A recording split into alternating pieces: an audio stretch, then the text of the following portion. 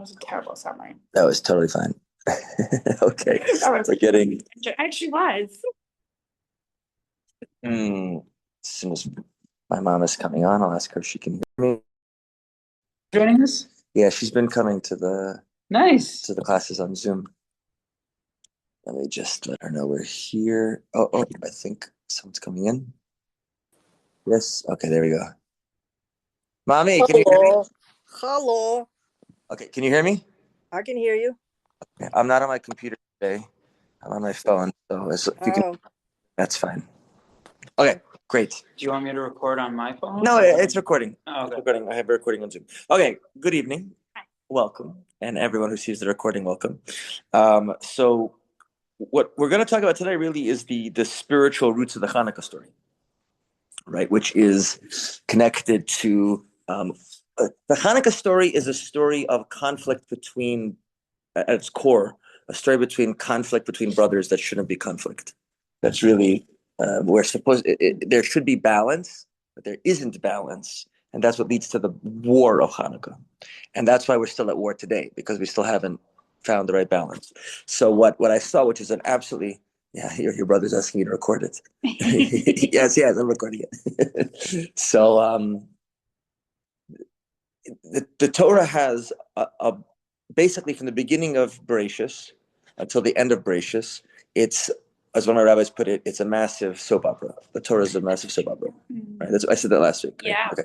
And so you see it's like familial struggle, familial struggle, familial struggle, familial struggle. And finally at the very end is when the last set of brothers that's mentioned, which is Ephraim and Manasseh, they finally make peace and do the right thing.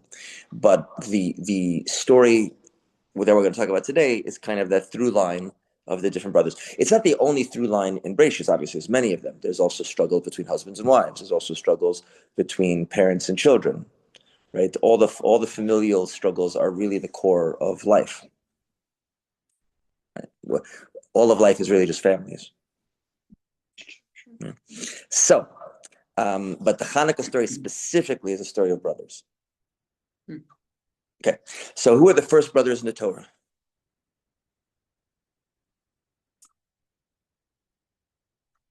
Was it?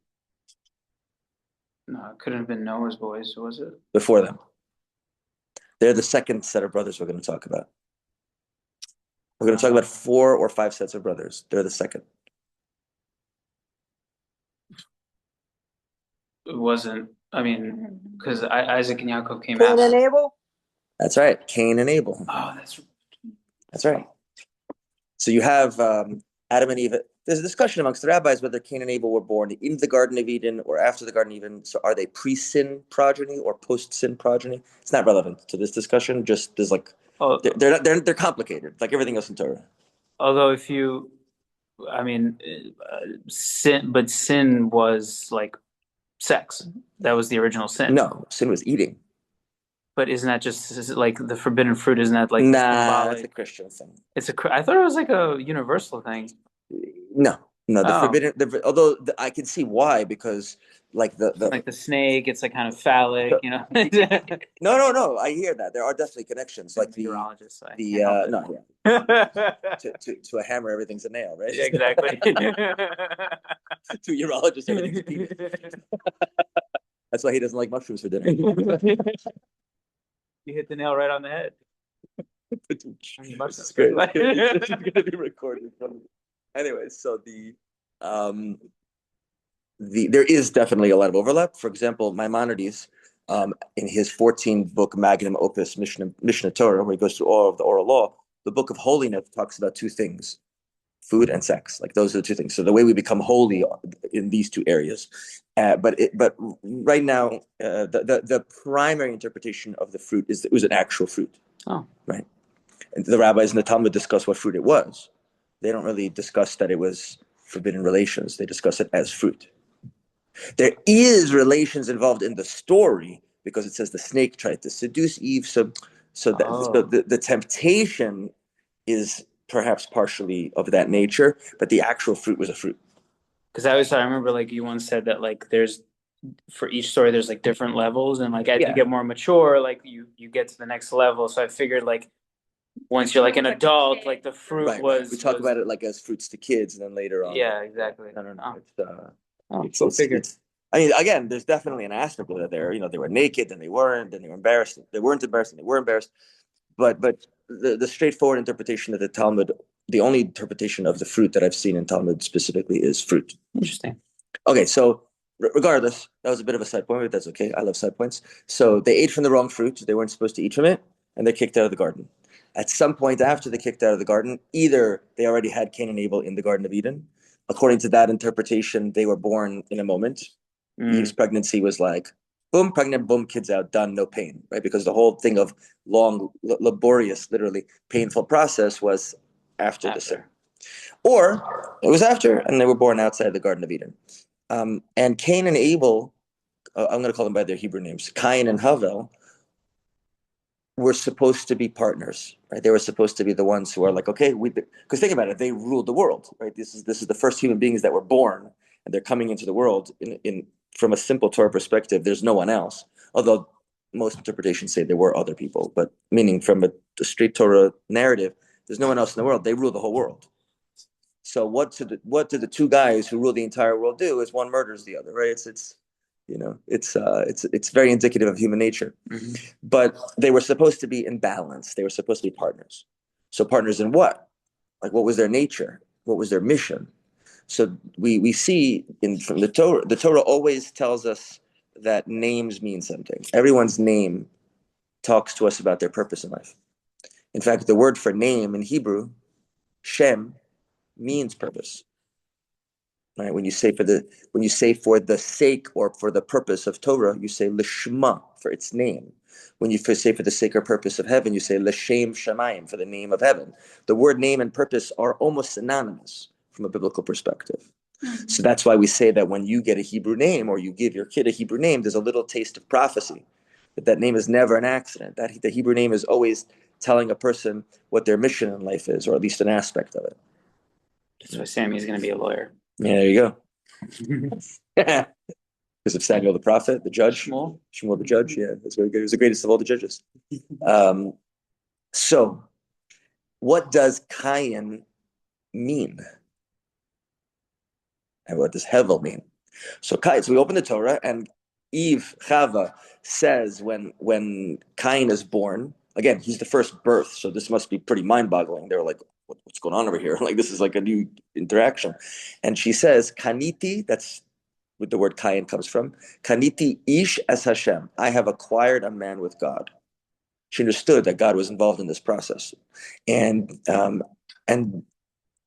Cain comes from the word to acquire, to own, or to rule. Right? We even call God Konei Shamayim Va'oretz, the purchaser of heaven and earth. What do you mean purchaser?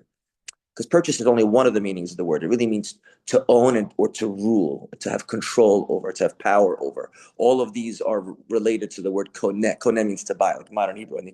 Rotze koneh, I want to buy this, right? So Cain's name means all of these things. Meanwhile, Hevel, we see King Solomon, Shlomo HaMelech, in Kohelet, which is called in English Ecclesiastes. I don't know why. It's because it's Greek. It sounds pretentious.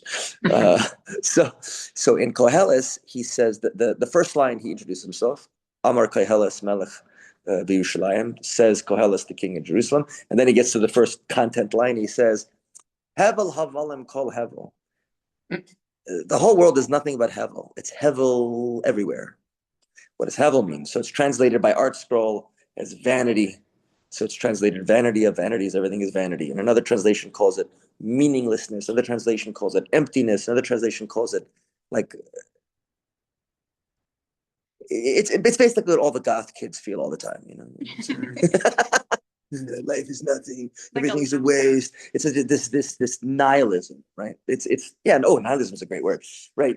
Hevel is a sense of nihilism, right? Nothing matters, meaninglessness.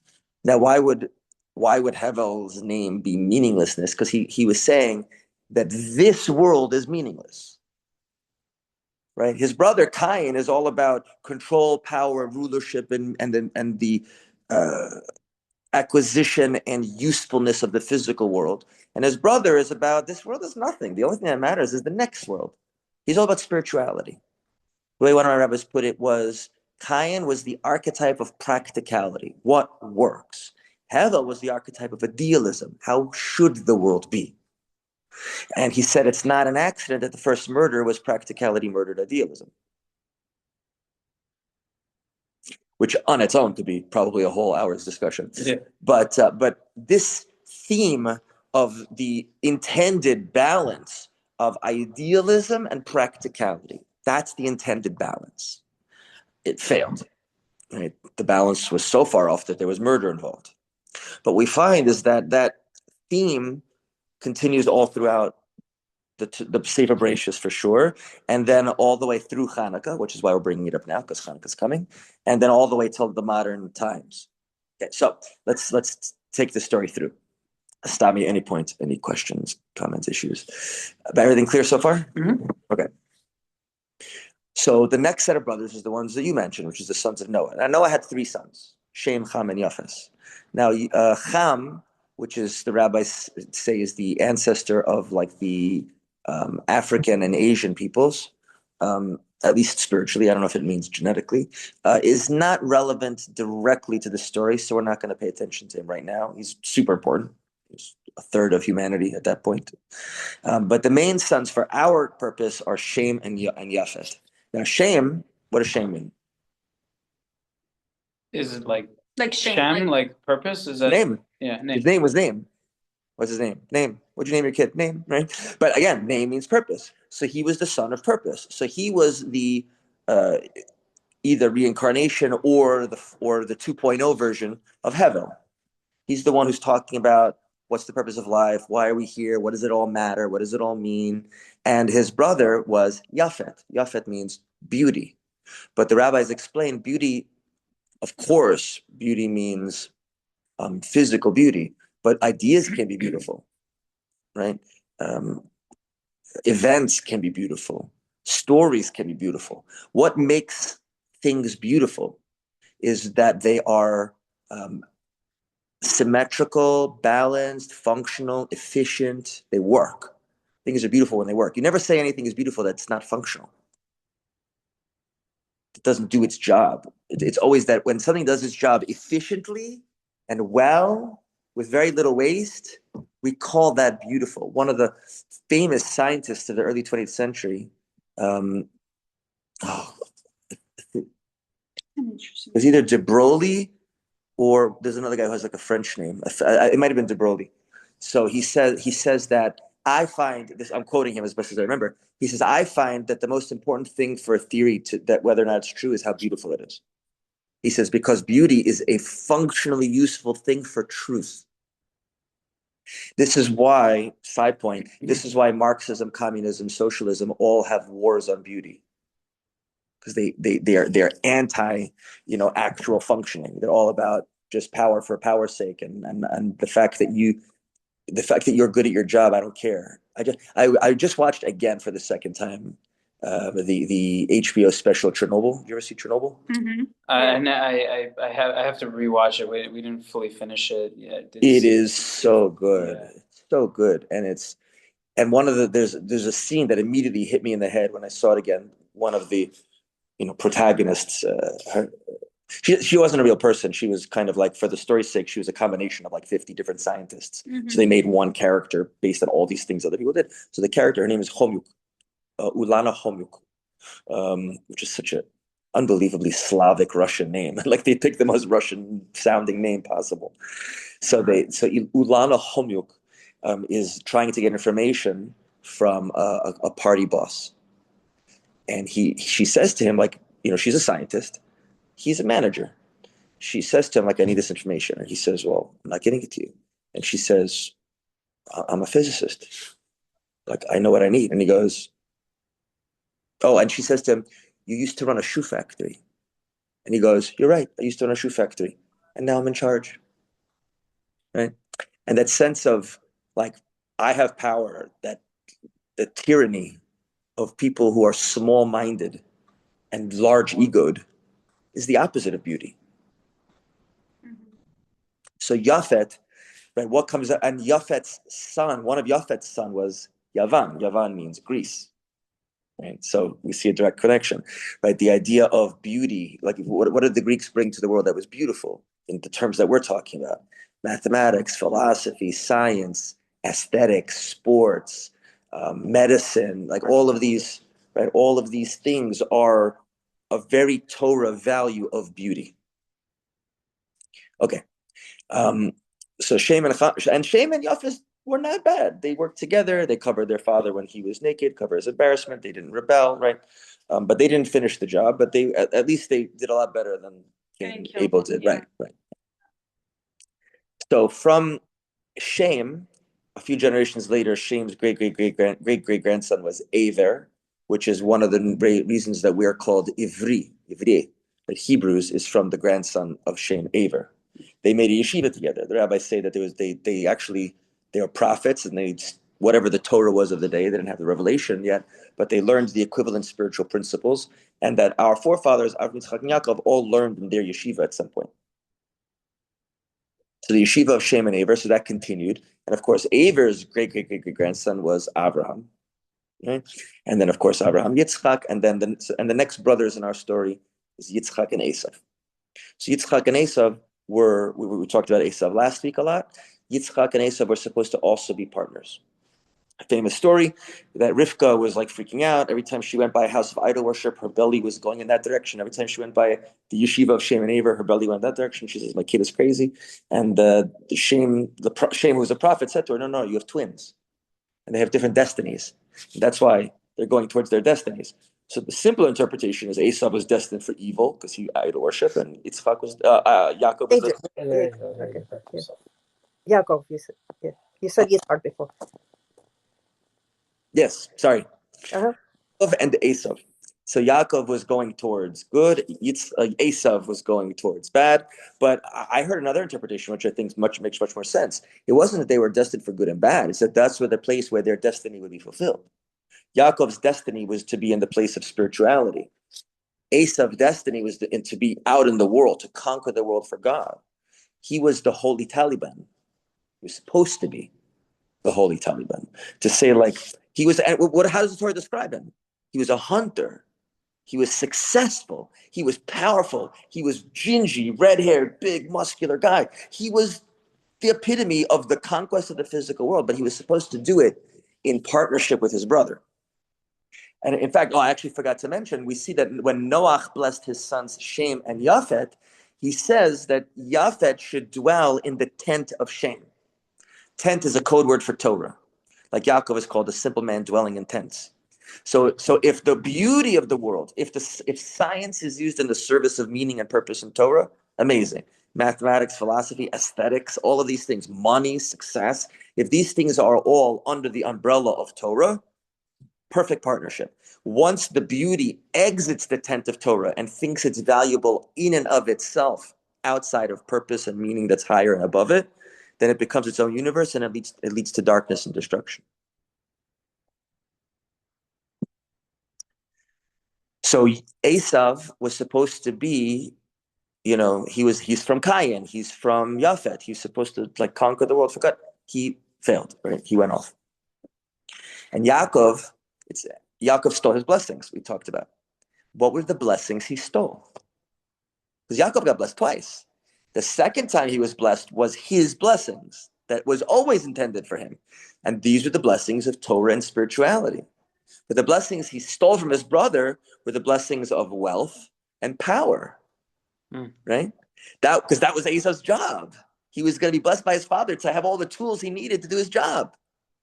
But Rivka and Yaakov understood Esau was evil. He was tricking his dad. And so he's going to use the power that should be for Torah. He's going to use it for his own ego. So Yaakov he had no choice. He had to swipe those powers for himself. But Yaakov understood, separation of powers doctrine goes back all the way to the beginning of the Torah. You can't have one person who's both church and state. Even in the Jewish kingdom, you had a king, you had a high priest, and you had the rabbis. They were all it was like three branches of power, and they had checks and balances. No one was all powerful. They weren't equally powerful, but they all had their powers, and they were supreme in their area. Jewish king couldn't go to war unless the rabbis of the Sanhedrin said, yes, you can go to war. This is the precursor of the idea of getting a declaration of war from Congress, right? Which of course doesn't happen anymore, but whatever. That's neither here nor there. So Yaakov understood, I need to take these blessings, but then when his son Yosef was born, that's when he decided, now I can go back to the land of Israel and confront my brother. Because Yosef, and now we're getting closer to the Chanukah aspect of this, Yosef was the replacement for Esau. Yosef was going to be the one to conquer the world for Hashem. And there's so many incredibly hints in the Torah to show this. Yosef is called beautiful, Yafeh, yeah, like Yafet. Even though he's from Shem, he's on the spiritual side, but he himself, his soul quality was the quality of beauty. He's the only man in the Torah who's called beautiful, the same way that a woman is. Wait, let me just clarify. So, because we were talking right now before that beauty is a Torah value. So I thought if it's underneath the umbrella of Torah. right, but so when we split the two, the balances. Right. Remind me again, because I'm confused. So what beauty represents power, control, health, money, success, the externalities, right?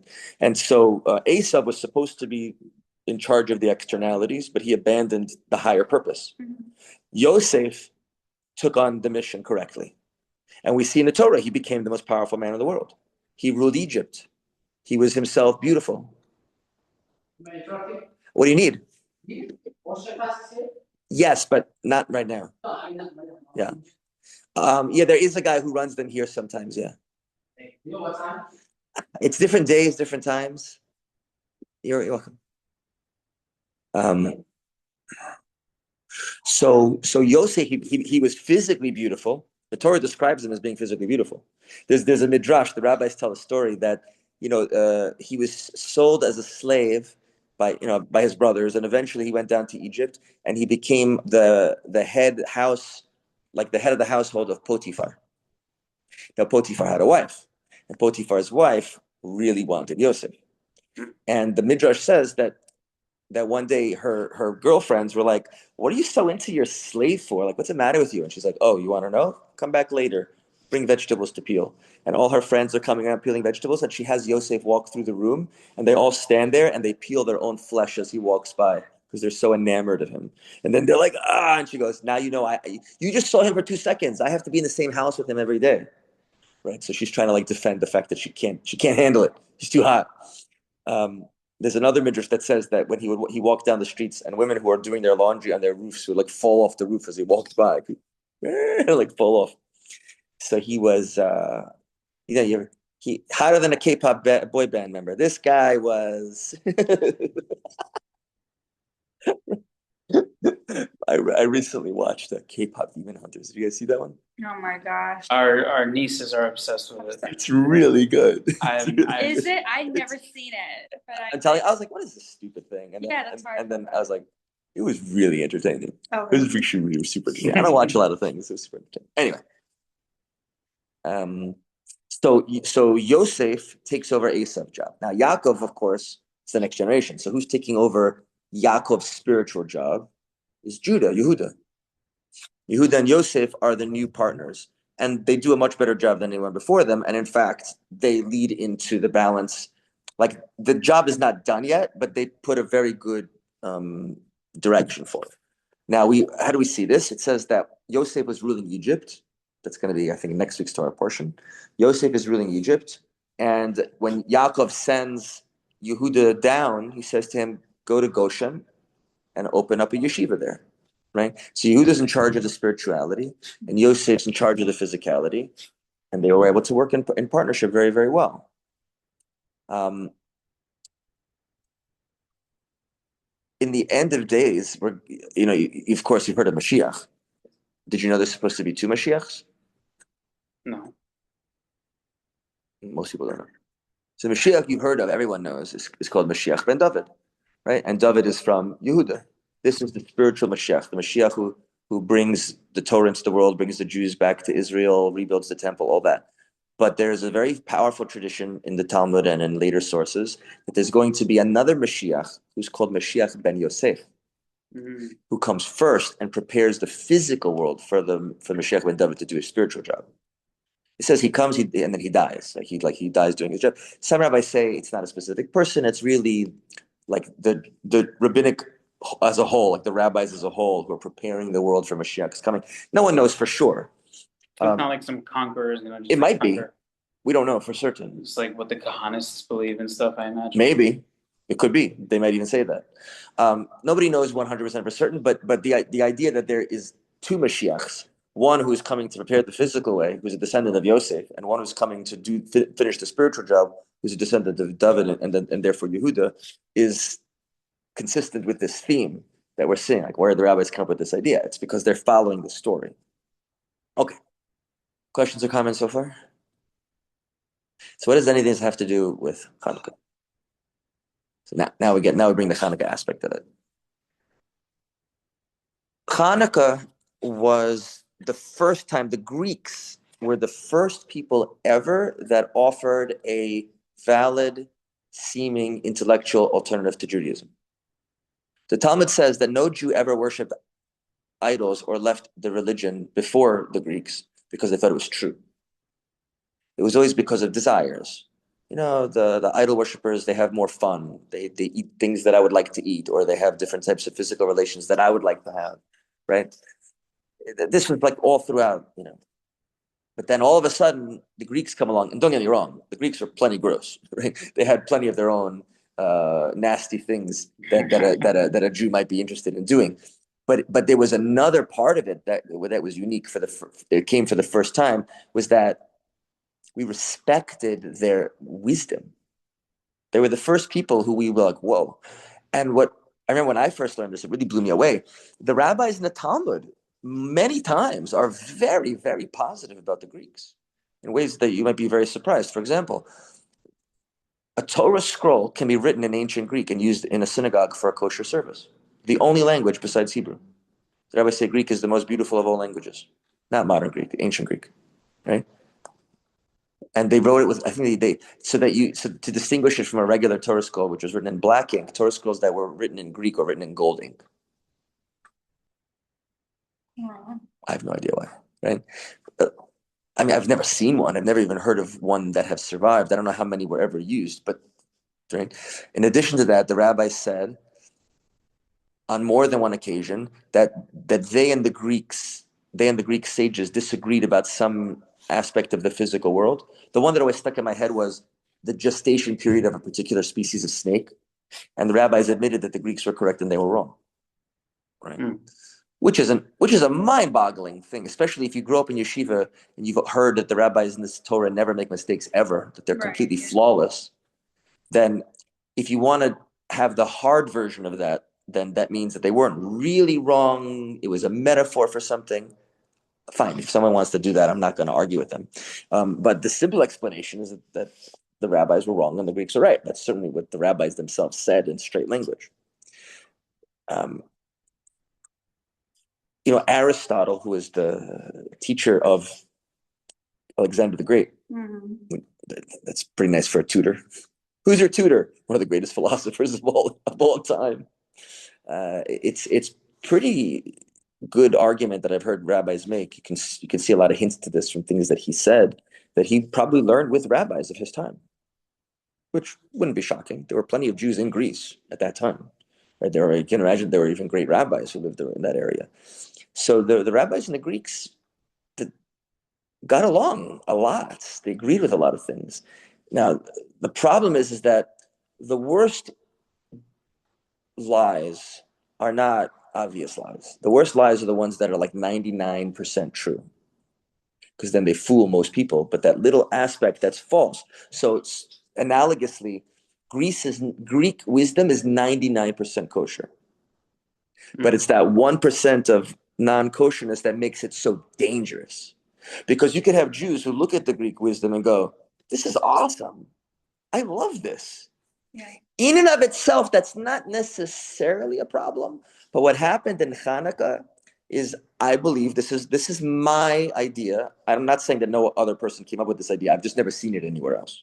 I thought of this idea years ago, and I'm convinced it's true, is that Hanukkah was the first time you had this concept of the self-hating Jew. Mhm. Because it's the first time you had Jews who abandoned Judaism and then attacked Judaism. Previous incarnations of Jews who just left, so they left because they wanted to hang out with the Babylonian shiksas, right? Or they wanted to hang out with the Egyptian pig eaters, whatever it is.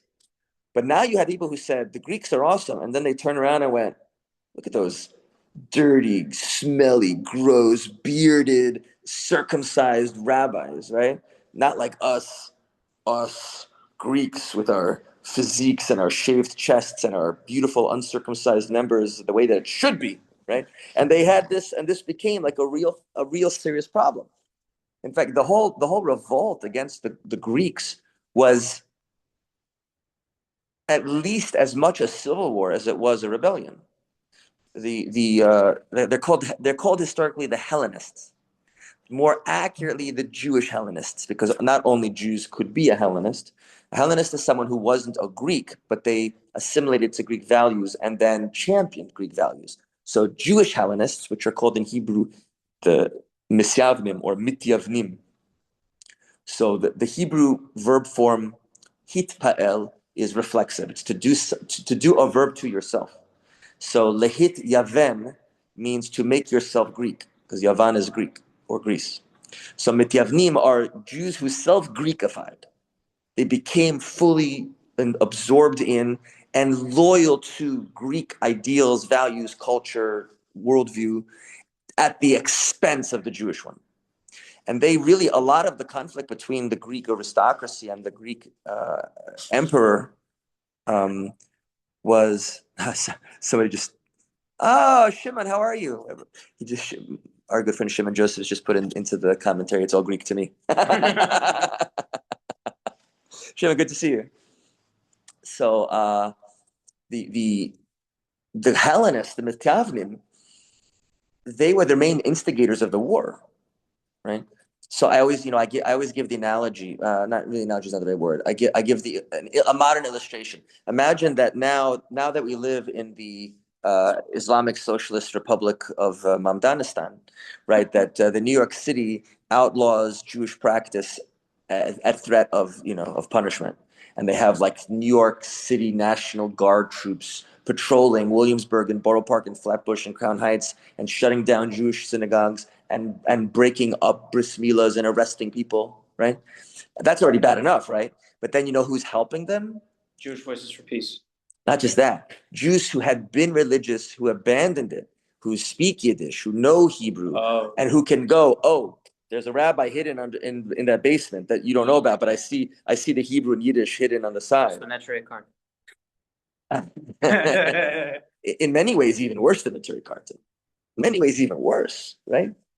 The Neturei Karta, whatever. Neturei Karta is like hates Israel. The Misyavnim hate all religion. They hate all Jews everywhere, right? Unless they become Hellenized, right? Or Mamdanicized, or whatever the modern day version would be. And so the war against the Greeks was simultaneously a massive civil war between the Torah loyal Jews, especially the Kohanim, the Hashmonai family, who are called the Maccabees, after one of the brothers was called Judah HaMaccabee, Judah the Hammer, right? So they're all called Maccabees after him, but their family name was the Hashmonaim, Hasmoneans. And they fought for decades. This is a decades guerrilla civil war. So I say, like, imagine that after months or years of oppression in New York, an underground rebellion starts amongst the ultra-Orthodox in New York. And they go to war against the National Guard with their machine guns and armored personnel carriers and helicopters with their Hellenist supporters. You know, the 90-pound soaking wet yeshiva guys, and half his weight is his payas, who you ever see yeshiva boys fight, right? And listen, I know there are tough Jews out there. Trust me, I know. But like, that's the stereotype, right? An all-star martial artist. Yeah, no, I know, but I didn't go religious, right? But regardless of the stereotype, like these guys they're not combat veterans. They're not well armed. They're not well trained. They revolt. They fight and they win. We won. We kicked out the Greeks and we defeated the Hellenists. It's mind-boggling. That's one of the major miracles of Hanukkah. Besides the oil lamp is obviously massive, and it's the main way we emphasize the holiday. But if you read in the Siddur, in the prayer book, it doesn't mention the miracle of the lights. It mentions the miracle of the war. God gave the many into the hands of the few, the strong into the hands of the weak. And if you look carefully, one of the phrases that's used is the Zaydim, the willful sinners. That phrase is never used by non-Jews. It's referring to Jews. But it doesn't say it explicitly. You have to know the code words. But we're praying every Hanukkah, thank you, Hashem, for giving the Greeks into our hands and for giving the Hellenists, the Jews who were anti-Judaism, into our hands. Okay. So this conflict began primarily because, to simplify, let's say some people in their nature, in their soul, were more Judah Jews. Right? We just want to learn Torah. We're simple Jews. We're not interested in the outside world. We don't care about science. Okay, we're not saying we're anti-science, but that's not our interest. That's not the thing that we pay attention to. We just want to sit and learn the great holy spirituality, the purpose. What does God want from the world? And then there are other Jews who, by their very nature, they love to explore the physical reality, right? Whether it's through business, they want to make a lot of money, or whether it's through science and mathematics, or whether it's through reading the wisdom of the nations, which, by the way, the rabbis are very clear. The rabbis in the Talmud, if someone says, Yesh chachma b'goyim, there's wisdom amongst the nations, Talmud, believe them. The only time we don't believe them is if they say Yesh Torah b'goyim, that there's revelation. If anyone says that non-Jews heard from God what is the purpose of life, then you don't believe them. We're the only ones who heard God's voice at Mount Sinai.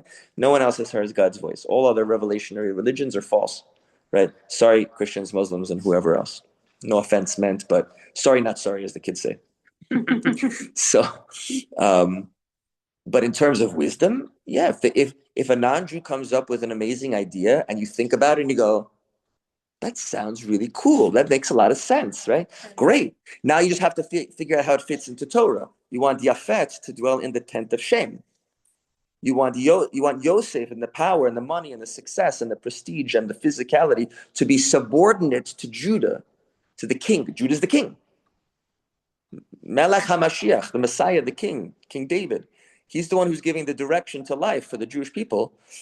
And so he's the one who says, yes, yeah, let's use it. So what great rabbis who become experts in medicine and other things, who are able to give halacha decisions on different aspects of science or medicine, they're subordinating, the science is subordinate to the Torah, as it should be. Because you have to know what the purpose of life is before you know what to do with the technology. You have to know what the purpose of life is before you know what to spend your money on. You have to know the purpose of life is before you try to conquer the world. Otherwise, you're only conquering it for your own ego. You're either conquering the world for your ego or you're conquering the world for Hashem. There's nothing in between. Okay. So those Jews who lived in Israel at that time, who had a more Yosef soul, and then the Greeks came in and they were just like, whoa, these Greeks are awesome. And some of them were like, cool, let's see how to fit that into Torah. And we don't have a problem with those. But a lot of them were like, this is so much better than Gemara, right? Actually, Gemara didn't exist yet, but the equivalent of that time, right? This is so much better than just like sticking my head in a book and reading, right? I'm doing experiments. I'm thinking deeply about the nature of reality on a more physical level, right? Imagine going to hear Aristotle speak. Like that must have been incredible, right? And he himself is quoting, Socrates and Plato from before him and Archimedes, and they're just like, wow, like that's great. And then imagine, going and seeing like the Olympics. I mean, we couldn't because it was done in the nude, right? So the Jews not allowed to go. Except some Jews are like, think about the Jews today. How many Jews today love sports? Because sports is beautiful. It's beautiful. You're seeing. I was just watching. I have to admit, I like combat sports. And sometimes I watch specials about great fighters. And then I feel guilty because of all the guys who suffer from CTE, from all getting hit in the head 50 million times. But I was watching recently about this guy, Terrence Crawford, who was a boxer. I had never heard of him before, and I saw a special on him. Unbelievable. The skill, the beauty. It's beautiful. Watching guy perfectly slip and then boom with a perfect counter hook. It's just like, wow, how does he do that? Or George St. Pierre in UFC and mixed martial arts or things like that. And I'm a Jew, right? But I'm enamored of the beauty of the world. My first loves in life were science and history. intellectually speaking. Right? And so, I mean, probably, if you had to ask, I probably have a Yosef soul. Those are the things I love. Even till today, I'm still reading science books. I'm still reading history books, right? What I'm trying to do is properly balance it in a Torah framework. But like, if you put two books in front of me, one was like the latest book on a scientific discovery, and one was, the latest insight from a rabbi, I would have a real struggle. Like, can I read them both? But which one would I read first? It would be a struggle. Like, I really, really love that stuff. Right? So till today, from Chanukah till today, this is an ongoing struggle within the soul of the Jewish people. The Chanukah story is really asking us the question, are you willing to subordinate the great beauty of the world to Torah values or not? And when we light Chanukah candles, we are making a statement. Torah values come first. And then we figure out how to use all of the great beauty of the world to fulfill and support those Torah values. That's the proper balance. Doesn't mean 50-50. That's not what balance means. Right? You can be balanced on one leg. Balance means everything in its appropriate place, fulfilling its appropriate purpose. Torah has to be in charge, because otherwise you don't know what the purpose of life is. Not to take away at all from the beauty. The beauty is very, very important. Sometimes, and when we become imbalanced, the Yosef people become imbalanced by abandoning Torah values. And the Yehuda people become imbalanced by completely abandoning any value to the world. Just hiding in the ghetto, not learning the language of the country they live in, not learning not getting an education, again, the modern education system, I would not tell anyone to go to, because it's a cesspool of communist propaganda and perversion and disgustingness. But I'm being redundant, right? But in theory, just learning how to make a living and how to make the world function. Like, is there anything anti-Torah about learning how to make a better bridge? Not at all. It's great. It just has to be for the right reason. Where are you building the bridge? For what purpose? Etc. Etc. Okay. Questions, comments? Anyone at home? I'm at home. Anyone at home have any questions or comments? No, I'm good. All right. Well, I'm good too. whether in person or digitally. Yeah. Actually, I do have a question, but it's probably not for the class. All right, so call me later. Okay. You have that power. Shimon, it's so nice to see you. Please send regards and love. Will do. Same here. Please send as well. Thank you. Thank you.